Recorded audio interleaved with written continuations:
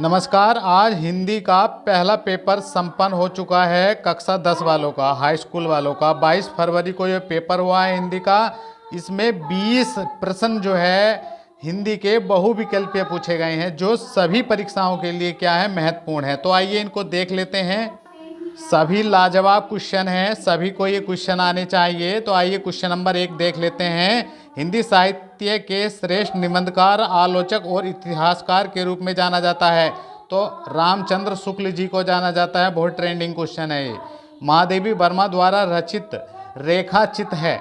तो देखिएगा, ये अतीत के चलचित्र जो है ये क्या है, रेखाचित्र है। किसका? महादेवी वर्मा जी का। ये भी बहुत बढ़िया क्वेश्चन पूछा गया था। और अगली रचनाएं देखेंगे। कोणार्क के रचनाकार कौन है? तो जगदीश माथुर जी हैं। ध्यान रखेंगे। ये कितनी बढ़िया रचना पूछी गई है, आप देख सकते हैं इसको। चलो चांद पर चलें, इसका बी ऑप्शन ठीक है। जयप्रकाश भारती की रचना है। अगला कितनी बढ़िया दे रखा है। 5वां प्रश्न देखेंगे, कितनी बढ़िया विधा पूछी गई है। तूफानों के बीच रचना की विधा है। तो क्या है? रिपोतार्ज है ये किसकी है? रिपोतार्ज किसकी है? रंगे राघव की है। ये भी याद रख लेंगे आप। अगला क्वेश्चन देखेंगे 6वां। केशव दास किस काल के कवि हैं? तो केशव दास जो है वो रीति काल के कवि हैं। ये भी याद रखना है आपको। 7वां क्वेश्चन जो है, भारत भारती के रचनाकार हैं। तो मैथिली शरण गुप्त हैं। इस बात का ध्यान रखेंगे, बहुत बढ़िया क्वेश्चन है। 8वां क्वेश्चन देखते हैं। जो आज एग्जाम देकर आए हैं वे अपना पेपर मैच कर सकते हैं और हमें कमेंट्स बॉक्स में जरूर लिखना है कि आपके 20 क्वेश्चन में से कितने ठीक हुए हैं। भारतेंदु युग की समयावधि क्या है? तो देखिएगा, भारतेंदु युग जो है वो 1868 से 1900 ईस्वी तक का युग जो है वो भारतेंदु युग था। अगला, सुमित्रा नंदन पंत की रचना नहीं है, यहाँ नहीं पूछा गया था। तो देखिएगा, कामायनी जो है जयशंकर प्रसाद जी की है, ये सुमित्रा नंदन पंत की नहीं है। बाकी ये तीनों जो है सुमित्रा नंदन पंत की है। रीति मुक्त काव्य धारा के कवि हैं। रीति मुक्त काव्य धारा के कवि पूछे गया है तो घनानंद जी हैं। ये क्या है? घनानंद है।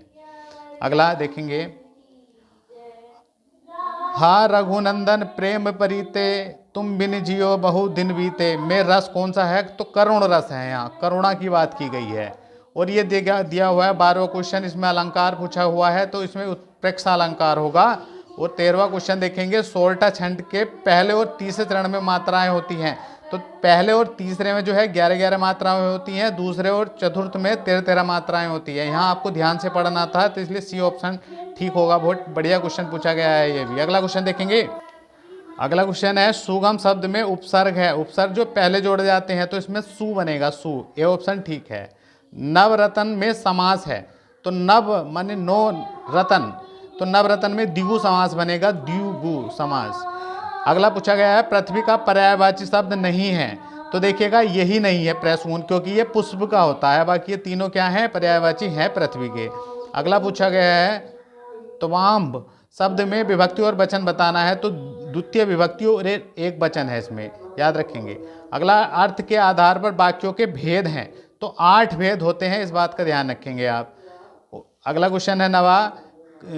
कर्ता वाच्य में प्रधानता होती है, तो कर्ता की ही होती है, इस बात का ध्यान रखेंगे। और 20वां क्वेश्चन पूछा गया था है, जिनके अलग अलग रूप वाक्यों में मिलते हैं वे पद क्या कहलाते हैं? तो वे सब पद क्या कहलाते हैं? विकारी पद कहलाते हैं, इस बात का ध्यान रखेंगे। तो ये 20 क्वेश्चन हो गए हैं। और इस प्रकार आप जो है ये ग्राफ संबंधित क्वेश्चन आए थे, आप देख लीजिएगा। ये तो लिखना ही था, ये इसके अथवा में आया हुआ था। हम आपको दिखा देते हैं, हम पढ़कर नहीं दिखाएंगे। ये पद्यांश पूछा गया है, ये इसके क्वेश्चन आंसर देने थे। अथवा में ये पूछा गया था, आप देख सकते हैं, कैमरा रोक कर देख सकते हैं, ये पूछा गया था।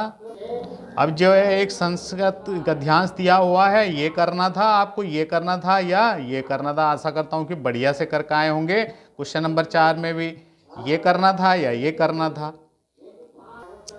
इसमें अपने खंड काव्य के आधार पर एक क्वेश्चन करना था। आशा करता हूँ कि आप जो भी आपका खंड काव्य दिया हुआ वो आपने अच्छे से किया होगा। देख लीजिएगा आप कौन सा क्वेश्चन आया था आपके में, सिलेबस में है ये, देख सकते हैं। ये सब आपका जो भी था, तुमुल खंड काव्य अगर होगा तो आपने, या जो भी होगा आपने किया होगा बहुत अच्छे से। और एक जो है जीवन परिचय आया था, इनमें से 3 में से आपने रामधारी सिंह दिनकर, राजेंद्र प्रसाद और भगवती शरण उपाध्याय, इनमें से एक कर दिया होगा आपने। ये खंड ख्या में इनमें से एक का किसी का करना था, आशा करता हूँ कर दिया होगा। एक श्लोक लिखने को आया था, ये भी कर दिया होगा। और ये जो है पत्र आया था लिखने के लिए, ये भी आपने कर दिया होगा। अथवा में विद्यालय प्रधानाचार्यों के लिए आया था, ये भी कर दिया होगा। और 2 के आपको संस्कृत में उत्तर देने थे, ये भी कर दिया होगा आपने। लास्ट क्वेश्चन ये था, एक विषय पर आपको निबंध लिखना था, इनमें से नई शिक्षा नीति का भी पूछ लिया गया है, ये सब लिखना था। आशा करता हूँ पेपर बहुत बढ़िया होगा। आपका 20 बहुविकल्प में से कितना क्वेश्चन बना है हमें कमेंट बॉक्स में जरूर लिखें। जय